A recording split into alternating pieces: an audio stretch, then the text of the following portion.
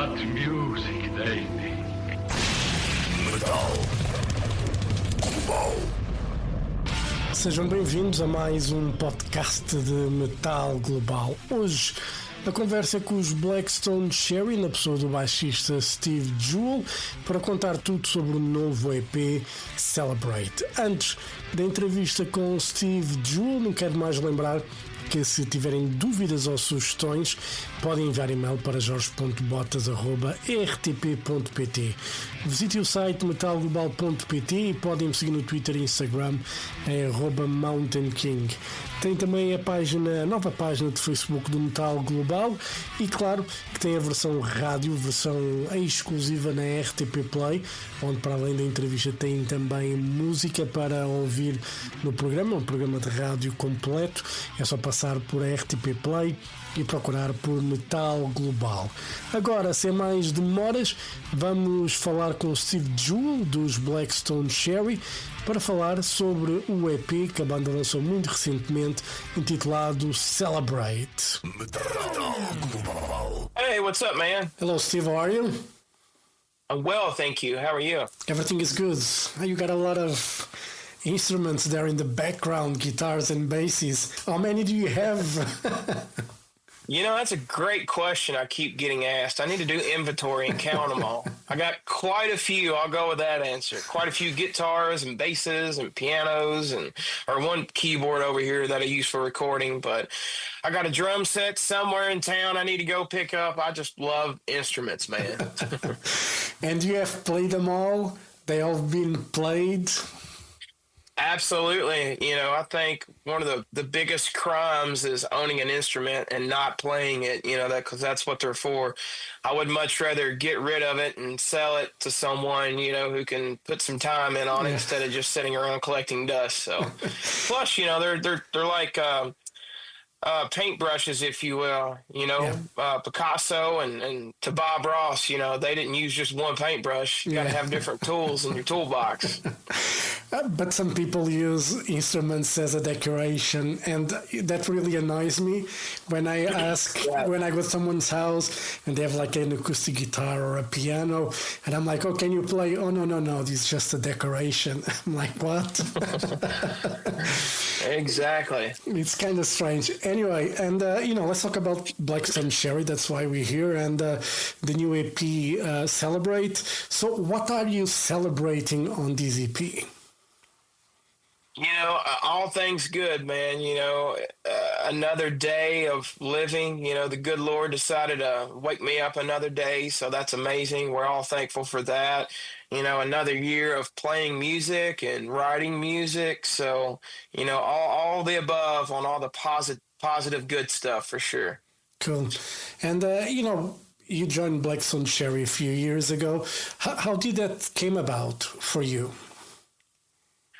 So, you know, I've lived in the same area, if you will, as the guys essentially my whole life and known the guys what feels like my whole life. So, you know, we shop at the same grocery stores and department stores and stuff like that, you know, and when I was in my last band, the last band that I was in is from the same area here in South Central Kentucky as well. So, you know, the guys over the years would let our band go out and open up for them and stuff like that. And so, yeah, you know, really just being around the guys and living around the guys my whole life for years. And whenever they decided they needed, you know, or whenever this opportunity came up where they needed a new bass player, they gave me a call, and here we are.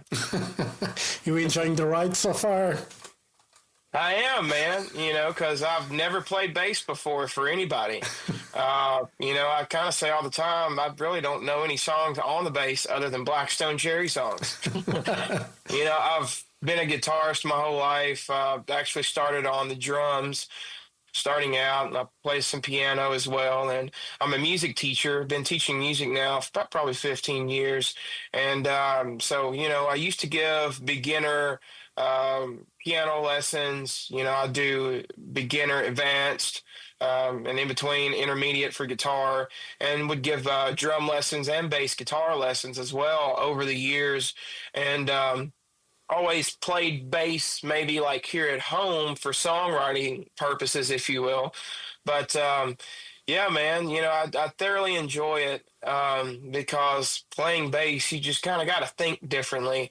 And it's more about what you don't play and trying to have a really good ear to hear what's going on with everybody and just trying to complement the music and what's there.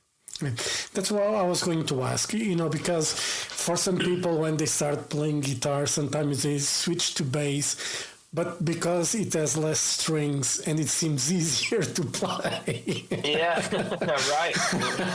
But that's not, it really depends on how you approach bass playing. Obviously, if you just want to pick up, the lower string or a higher string, whatever, and just, play that Right. one note, it's probably easier, but there's so much you can do with bass. So, for those who are, interested in music, what would be the main differences between like a guitar and the bass? And if you can explain, someone that goes to you, he wants to learn an instrument, is, torn between guitar or bass, what would you tell them?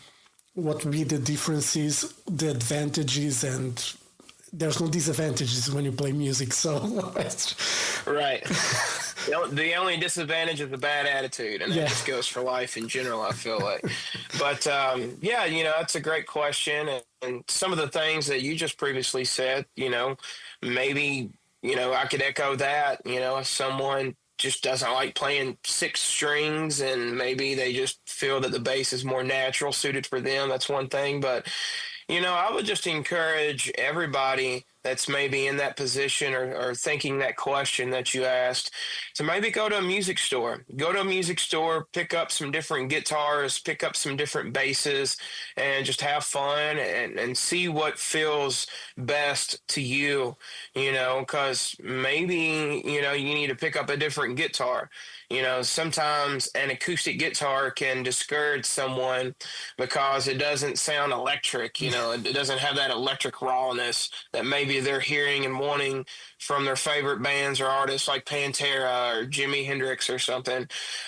So maybe you just need to play an electric guitar. Plus, the strings are thinner, it's easier on your hand, etc. I'm more of a fan of the other. I think starting on acoustic can be great because it'll build up calluses on your fingers, it'll toughen your fingers up, and it'll make playing the electric guitar just that much easier, right? And for bass, I hope someone doesn't get discouraged because the strings may be less, but they're thicker and they're bigger, and it's a different animal almost. You gotta kind of learn how to play with the bass guitar, if you will, to learn how to control certain things. So you get a good clean note. You got to learn how to control the clack and that kind of stuff, if you will, with both your hands. But I guess in summary, my biggest piece of advice would be just go to a music store and pick up, couple of different guitars, acoustic, electric, pick up a couple of different bass guitars, and whatever, you feel like feels more natural to you and what you're having more fun with, I think you can't go wrong with that. Yeah.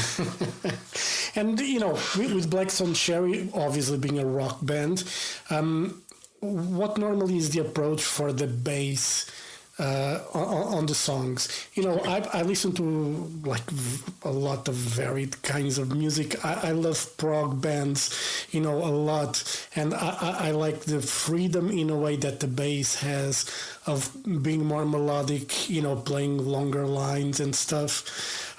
With Blackstone Cherry, or is normally the approach for the bass playing? I would say, in my opinion, a good portion of it is just kind of mimicking and syncing up with the guitars, what's already there. Because I could say pick any song by the band, Me and Mary Jane or Lonely Train, or even something off Screaming at the Sky. The majority of the bass parts just kind of plays what the guitar melody is. You're just playing it at a lower frequency, which is kind of cool because it helps it, be tight and sound, tight and cohesive. But there's also moments too where, you get some melodic parts. One of my probably favorite melodic bass parts I've got to record since I've been in the band. Is I had a lot of fun on doing this like breakdown part in our cover of "Don't You Forget About Me." Um, by Simple Minds, and features Tyler Connolly from Theory of a Dead Man guesting on that as well, doing some vocal work with Chris. But yeah, of course, this has this really cool bass melodic part that I'm playing. It doesn't sync up with the guitars or nothing like that. And there's also some other cool parts. Like I think about the song "Hell and High Water." This little turnaround thing that I do. That was written before I go into the chorus, and I love the melodic bass line at the end of "Lonely Train." That one is a staple, if you will, and a lot of fun to play. So, we try to keep it even keel, try to do a little bit of both, but both can be fun. Syncing up with the guitar parts to keep things tight and in the pocket, or when those moments call for a melodic part, doing that as well. But ultimately, we just try to serve the song and try to give it whatever it may feel like it needs. Yeah, and you mentioned the frequencies, and sometimes when when you're mixing a record, sometimes some guitar parts can be on the same frequency as the bass, and live. How can that work without having to lower the bass, and everything can be crystal clear to whoever's on stage? How do you try to balance those frequencies? It's not easy. Right. Yeah, because like I said, I've primarily have played guitar more in my life than any other instrument. And, as a guitarist, when you learn scales and guitar modes and different chords with numbers and music theory and all of that, I think about it from a guitarist perspective where you're just a lot more busier playing guitar with six strings and thinking about, was my solo good enough tonight? Or, did I nail the solo? Or I got to worry about playing a solo every song, which is great. And I love doing that. And I still can do that, obviously. But, with the bass, it's just a different animal. And I remember being in my last band, some of my favorite moments is when the other guy was playing a solo and I would sit back and just play rhythm guitar with the bassist and the drummer, and how we would just lock in and create a really cool landscape and just kind of focus on the groove. And that was one thing that I always thought was very cool, because, they would lock in on a groove to back me when I would play a guitar solo, and then we would lock in on a groove to back the other guy when he would play a solo. So, and that's kind of the cool part about just playing rock and roll bass in general, is locking in, with a great drummer, which we have. He's one of my favorite drummers on the entire planet, John Fred Young. So just locking in with him and just grooving till Friday, man. Staying on that groove train. But just trying to, my first initial thought when I started playing bass for Blackstone Cherry is, don't play it like a guitar, play it like a bass. And even still now, to this day, I still have moments during our live shows where I may feel something. I feel like it feels like it would be cool to add this little thing or this little lick, but usually 9 times out of 10 I don't. Because I just try to always remind myself, like, hey man, nobody's paying to hear a bass solo or a bunch of fancy bass stuff. They just, I try to, from a bassist mindset, I always try to do what's best to serve the song and to compliment everyone else and what's there. So yeah, well, I wouldn't mind hearing a bass solo here and there if it's well played. I wouldn't mind that at all. But I understand, the Blackstone Cherry songs, they are very catchy, normally very rock and roll, and you really don't want to spoil them by all of a sudden just coming up like with a Billy Sheehan type of crazy bass solo that people right. were like, what's happening here? Exactly. I mean, Billy Sheehan can do whatever he wants. He's Billy Sheehan. He's amazing. And nowhere near the bassist as he is. But yeah, like you said, man, I just, I don't want to give fans any other reason to hate me or anything or trying to mess up one of their favorite Black Stone Cherry songs or something. So I just try to groove and stay out of the way. Did you, when you joined the band, did you have that sense of passion from the fans when it comes to the Black Stone Cherry songs, and they really want to hear the songs as they were recorded, and normally played live, and not adding anything because that might confuse them somehow? Right. I mean, so yeah, when you join a band that's been going for over 20 years, and at the time that I joined, I think had 8 studio albums. I guess you could say, fans expect, a certain live show from Black Stone Cherry, maybe a certain sound or cohesiveness, on the records and the live show. And, I remember thinking briefly, like, oh shit, who are they going to get to play bass? And, I just hope they don't go out here and get some cool daddy, and mess up one of my favorite bands just because he looks cool or has a cool bass or whatever, hope they get someone that kind of fits. And then, shortly after that, it was like, oh shit, I'm that guy. So I got to try not to be a cool daddy, if you will, and not mess up someone's favorite band.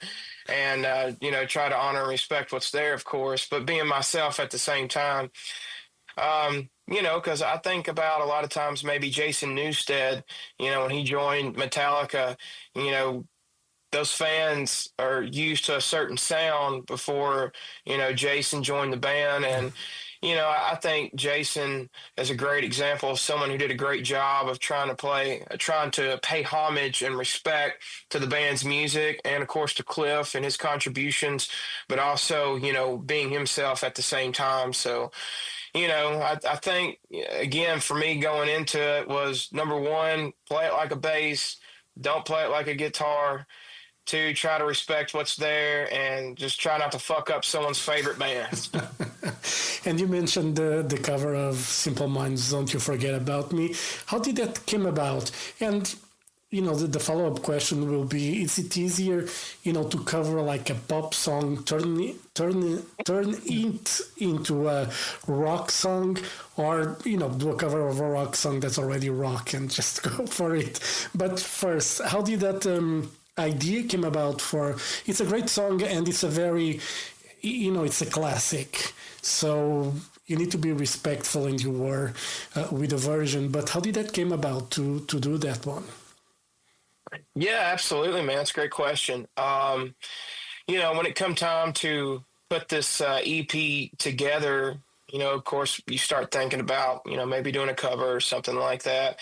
And I can't remember which guy, if it was Chris Ben or John Fred, which one suggested the song, but this song just kind of came up, and we were like, sure, let's give it a try. And yeah, like you were saying, you want to try to pay homage and respect what's there, but you also at the same time respectively want to try to put your own spin on things as well. And, I think Black Stone Cherry's done a great job of that over the years, with like the band's version of Can't You See by Marshall Tucker, and of course we still play a little bit of that, every now and then during our live shows and stuff. So, yeah, and I think it's sometimes easier in one regard, someone could say, to cover a rock song, because that's just, even over the years, guys in the rock and roll industry covering like a blues song, if you will, and kind of making it their own. And then, next thing you know, Cream's version of Crossroad becomes a staple, and then everybody kind of plays it that way, I guess, if you will, instead of the original way. But, so you have those songs that rock bands love to cover over the years. Like I said, if it's a Cream song or Mississippi Queen by Mountain or, Foxy Lady by Jimi Hendrix, and those kind of feel easy because it's rock songs. If you're a rock band, you probably grew up listening to that stuff. But when you cover something that's maybe a little slightly different, It kind of sparks new creativity, if you will, and kind of helps you kind of think and work a little bit differently, which is great, you know, because I feel like as a musician and an artist, it can keep you sharp. It can keep you learning new things and evolving, and keeps things in yourself from getting stagnant, if you will. Yeah. Yeah, I was surprised when I started hearing it, and I'm like, okay, this is good. It's there's the main melody is there, and I mean it's kind of hard, to go away from it, because it's what made the song, memorable in a way. It's that main melody, but you guys did a great job with it, and. Having Tyler there from Theory of a Dead Man, how did that came about to help you guys on that front as well? Yeah, man, Tyler, he's a great guy. We love him and love all those guys in Theory of a Dead Man. And, Theory of a Dead Man has been friends with Black Stone Cherry for many, many years now. And I think it's something that, both camps has wanted to do. It's just a matter of timing and, both artists' schedules, kind of lining up at the same time. So luckily the stars aligned, and, we had Tyler in mind whenever we did our cover of this song, and reached out to him, and luckily he was available and very excited to do it. And he just did a fantastic job. And so we were very, very blessed to have Tyler singing on this one with Chris. So it was great. Yeah, it's a great version.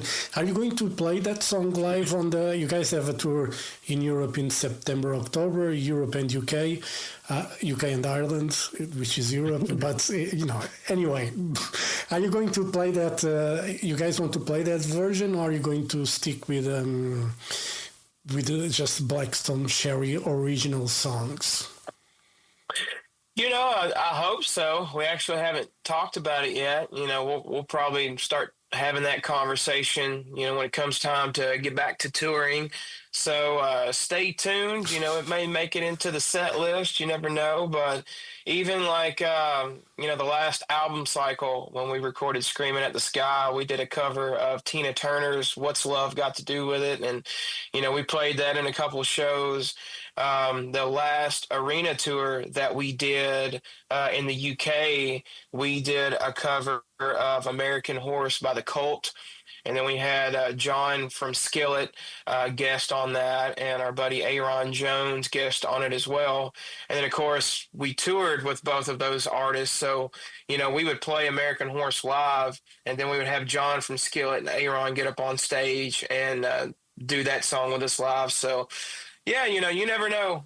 You never know what may end up in the set list. A cover, a new cover, an old cover, or a classic, off some of the past records. So, but we would definitely be playing some new stuff off the Celebrate EP for sure this year. Cool. And on that tour, you guys are going to play the first Blackstone Cherry record from start to finish. You guys looking forward to that as well? I mean, do you guys have to go through that album again and relearn probably some parts? How's it going to be for you? Have you started that work? Yeah, I mean, it's going to be great. It's going to be a lot of fun. There's still some songs off that album, that we'll play almost every night. Like, obviously, Lonely Train, we got to play that one. But yeah, it'll probably be a little bit more challenging for me, I guess you could say, because I obviously wasn't in the band. The other three, they can just recall it like that and need no rehearsal. I'm a big fan of practice. I'm a big fan of rehearsing. I love it because, it's just more of an opportunity and time to get to play music. Yeah. So, I don't give a shit if it's rehearsing for a tour or if it's playing in my music room here at my house. I'll just love playing music all the time.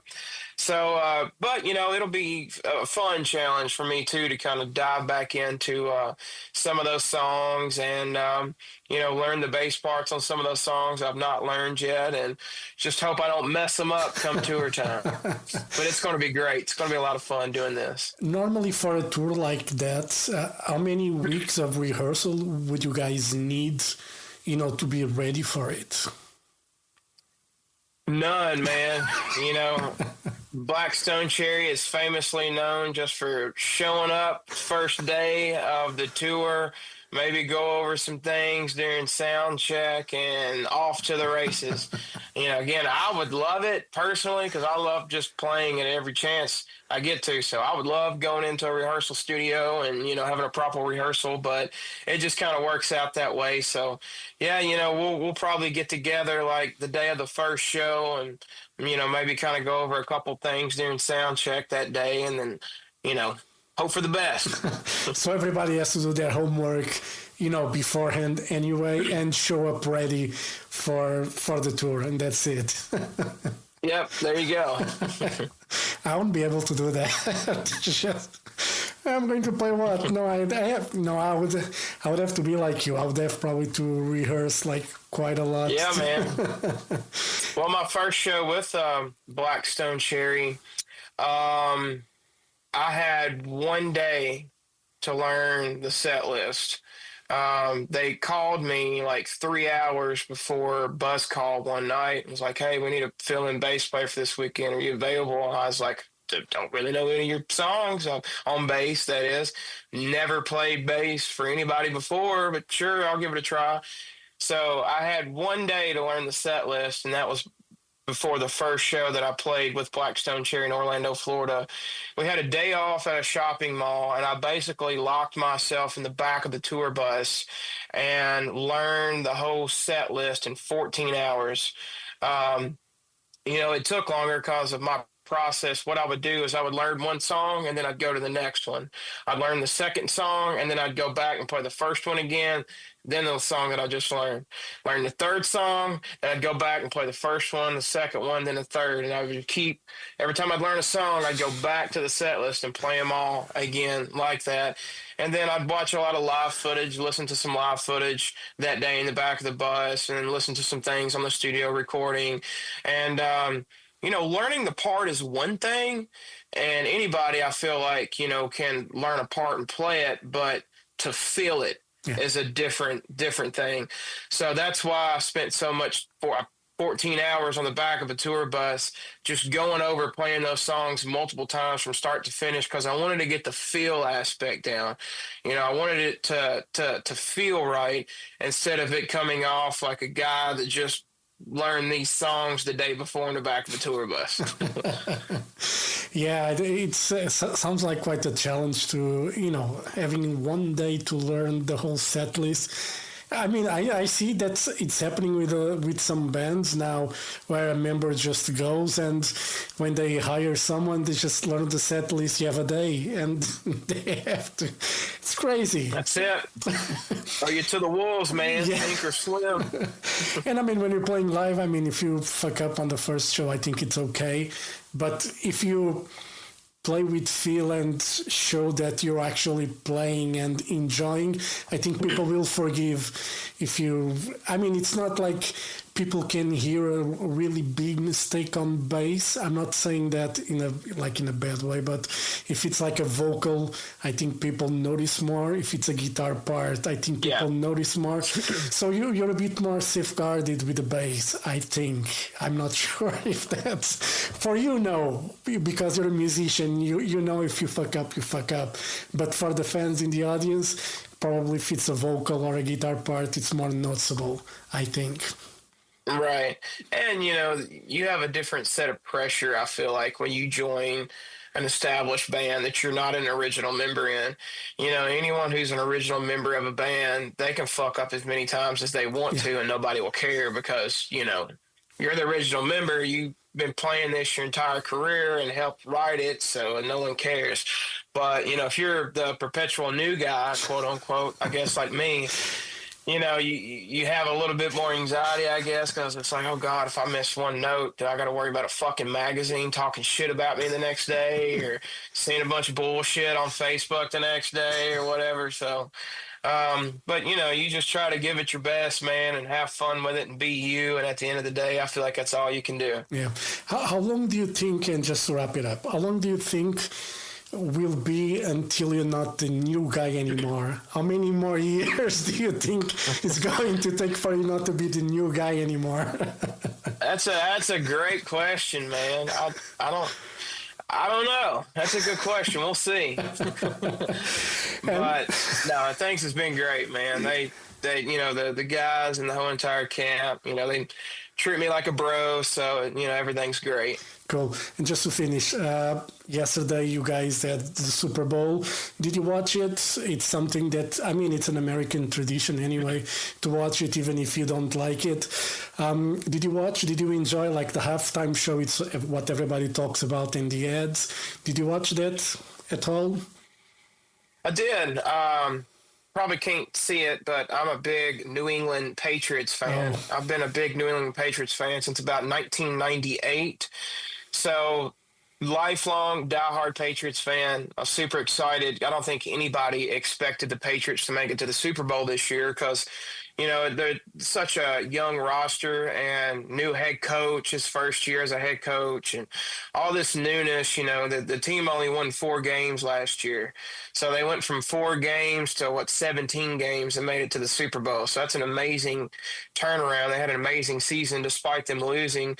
But, I went into it thinking, win or lose, I'm very excited and very happy for my Pats. And unfortunately, they didn't get the win, but they had a great season and a lot of momentum to build off of for next year. So. Cool. All right, Steve, thank you very much for your time. All the best for Blackstone Cherry and the upcoming European tour you guys are going to do September, October. Hopefully, I'll try to fly to Ireland maybe to see you guys. I think the last time I saw Blackstone Cherry was 2015, so it was a long time ago already. Oh, gotcha. Yeah, we got to fix that, man. Yeah. Come see us. Yes, and see the new guy on bass. There you go. All right, Steve, thank you very much. Have a great day, and I hope to see you guys soon, all right? Thank you. Hey, thank you so much for having me. You have a great day as well. You too. Bye-bye.